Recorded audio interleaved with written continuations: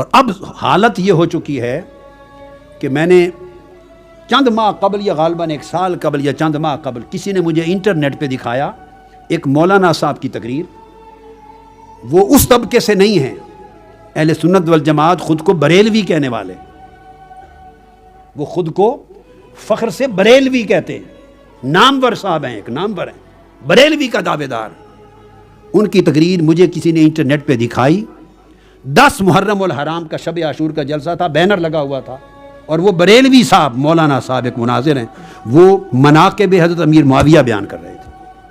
Internet پر میں نے اپنے کانوں سے سنے اور میں نے پڑھا انا للہ و انا الیہ راجعون. موت واقع ہو گئی ایسے لوگوں کے عقیدے کی اور ایمان کی. ایسے موقع پر یہ ذکر کرنا مجھے سوائے بغض اہل بیت کے اور کوئی سبب دکھائی نہیں دیتا. میں حضرت امیر معاویہ رضی اللہ تعالیٰ عنہ کی تعظیم و تکریم کرتا ہوں. آپ نے دیکھا ہر بار ان کے اسم گرامی کے ساتھ رضی اللہ تعالیٰ عنہ کہتا ہوں. ہم ان کو سب و شتم اور لعن طعن کو حرام جانتے ہیں، اور صحابی رسول ہونے کی وجہ سے سکوت اور خاموشی کو واجب جانتے ہیں، احترام کرتے ہیں. مگر ریلیونس کیا ہے؟ شب عاشور ہے، ذکر ہے، موقع ہے شہادت امام حسین کا، اور آپ ذکر اور ان کے مناقب بیٹھے بیان کر رہے ہیں. تو تھوڑی سی عقل اور سود بوجھو تو آدمی آگے تانے بانے جوڑتا ہے کہ یہ کیوں ہو رہا ہے.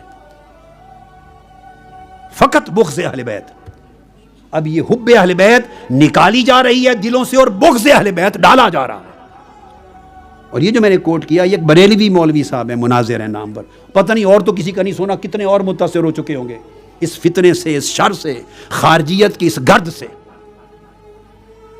اس لیے ضروری ہے اس بات کو سمجھنا کہ اب جب یہ وقت آیا، یہ دن آئے، تو ذکر حسین کیوں ضروری ہے.